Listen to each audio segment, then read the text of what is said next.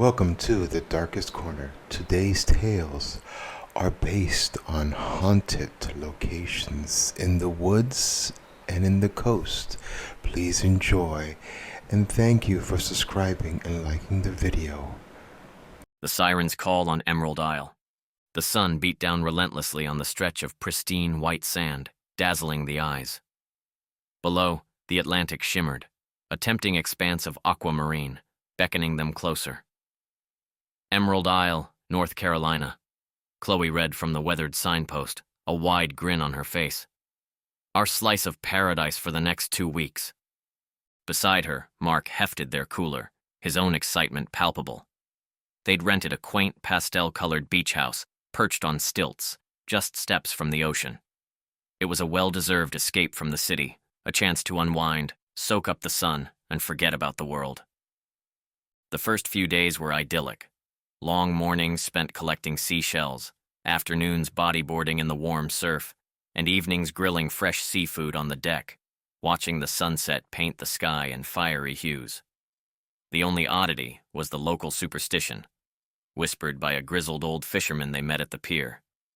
Don't swim too far out after dark, folks. The sea takes what it wants on Emerald Isle.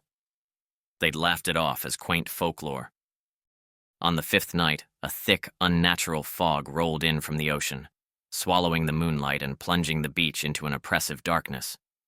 The air grew heavy, damp, and strangely still. A peculiar melody began to drift on the breeze, haunting, ethereal, like a woman's voice singing a lullaby, yet imbued with an ancient sorrow that pricked at the hairs on their arms. "Is that music?" Chloe whispered, her voice barely audible over the soft lapping of the waves. Mark strained his ears. Sounds like it, probably a boat out there. But the melody was too clear, too close, and too beautiful to be from a distant vessel. It seemed to weave itself into the very fabric of the night, twisting around their senses, pulling at something deep within them. A strange compulsion began to stir in Chloe, a powerful urge to walk towards the sound, to embrace its chilling beauty. "I have to go down there," she said, her eyes fixed on the impenetrable mist. "Just for a moment." Mark grabbed her arm, a flicker of fear in his eyes. "No way, Chloe, that's creepy. Let's just stay inside." He tried to distract her, but the melody intensified, wrapping around her like a lover's embrace. Her will seemed to slip away, replaced by an overwhelming desire to follow the siren's call. She pulled away from him, her movements stiff, almost trance-like, and started walking towards the beach, drawn by the irresistible song. "Chloe! Stop!" Mark shouted, a note of desperation in his voice. He followed her, his heart pounding against his ribs like a trapped bird. As they reached the edge of the water, the melody swelled to an almost unbearable crescendo. The fog swirled around them, momentarily parting to reveal a glimpse of the ocean. And there, just beyond the breaking waves, a figure emerged from the inky blackness. It was undeniably female, her form illuminated by an unearthly phosphorescence. Her skin seemed to shimmer with the wetness of the sea, her hair long and dark, flowing like seaweed. Her eyes glowed with a cold, pale light, and her mouth, impossibly wide, was the source of the bewitching song. She raised an arm, a hand with long, slender fingers beckoning to Chloe. Chloe took another step into the frigid surf, a beatific smile on her face. "It's beautiful, Mark," she murmured, her voice distant, enchanted. Mark felt a primal terror grip him. He screamed her name, lunging forward, tackling her just as she was about to be swallowed by a large wave. They tumbled in the shallow water, the cold shock momentarily breaking Chloe's trance. The singing ceased abruptly. The glowing figure on the water's surface seemed to recoil, its radiant light dimming. Then, with a chilling hiss that sounded like sand being dragged across bone, it vanished back into the depths. They scrambled back to the beach house, soaked and shivering, the eerie silence of the night more terrifying than the song. They barricaded the doors and windows, huddled together, listening to the rhythmic crash of the waves, now sounding less like a lullaby and more like a hungry beast. They left Emerald Isle at dawn, without a word, without looking back. They never told anyone what they saw, what they heard.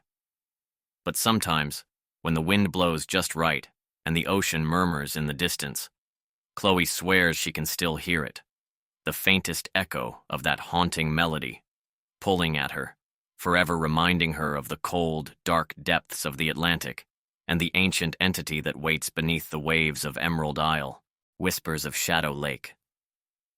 The old pickup truck rattled down the long, winding dirt road, kicking up a plume of dust that settled on the pines. Inside, Liam gripped the steering wheel, his knuckles white, while Maya stared out the window, a nervous excitement flickering in her eyes. "Are you sure this is the right place?" she asked, her voice a little too high. "Map says so. Shadow Lake Campground," Liam replied, trying to sound confident. "Supposed to be the most secluded spot in the state. Perfect for finally getting away from everything." They'd driven for hours, deeper and deeper into the towering Redwood National Park, far from any cell service, any sign of civilization. The air grew colder, the light dimmer, even though it was only late afternoon. When they finally broke through a thick curtain of trees, Shadow Lake stretched before them, a vast, ink-black expanse of water, perfectly still, reflecting the darkening sky like a shattered mirror. Around its edges stood ancient, gnarled trees, their branches twisted into grotesque shapes. A shiver traced its way down Maya's spine. The campground was eerily empty. A single weathered sign read, "Shadow Lake, established.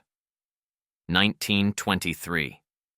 Most of the old wooden picnic tables were overturned, swallowed by moss.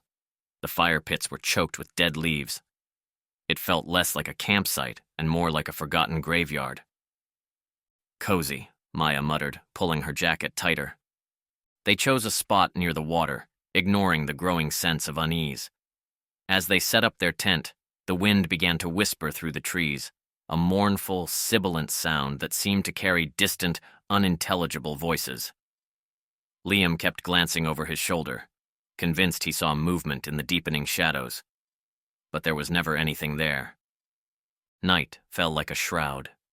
The campfire crackled, casting dancing light and long, shifting shadows that seemed to writhe with their own malevolent life.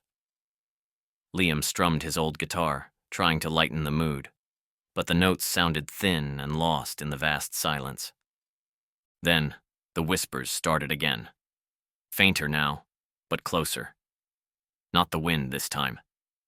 It was a chorus of hushed, desperate voices, just on the edge of hearing, like 100 people murmuring secrets in a language they couldn't understand. "Do you hear that?" Maya whispered, clutching Liam's arm. He nodded, his face pale in the firelight. "It's probably just the wind or animals." But they both knew it wasn't. Suddenly, a blood-curdling scream tore through the night, echoing across the lake. It was raw, terrified, and cut off abruptly, leaving an even deeper, more terrifying silence in its wake. Liam dropped his guitar. "What was that?" Maya gasped, her eyes wide with terror. "I don't know," Liam breathed, fumbling for his flashlight. "Stay here." He didn't wait for her protest. Driven by a primal fear and a desperate need to understand, he plunged into the darkness, the beam of his flashlight cutting a trembling path through the dense woods. The air grew heavy, thick with the smell of damp earth and something else, something metallic, like old blood. The whispers intensified, swirling around him, cold and clammy against his ears. He could almost make out words now. "Help us. Trapped. Don't look back." Then he saw it, a clearing where the trees grew in a perfectly unnatural circle. In the center, a single decaying tent, half collapsed, impossibly old, and scattered around it, rusted camping equipment, forgotten decades ago. As his flashlight beam swept across the ground, it illuminated something else. A child's wooden toy soldier, lying on its side, its painted eyes seeming to stare up at him with an ancient, sorrowful gaze. The whispers exploded into a cacophony of agonized cries and guttural snarls. The air grew frigid, and he could see his breath. From the depths of the black lake, a low, mournful moan rose, swelling until it vibrated through the ground beneath his feet. Back at their campsite, Maya screamed. Liam spun around, his heart leaping into his throat.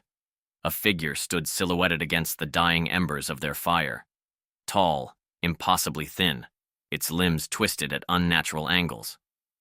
Its head was tilted, as if listening, though Liam could discern no face. Just a void, a deeper darkness than the night itself.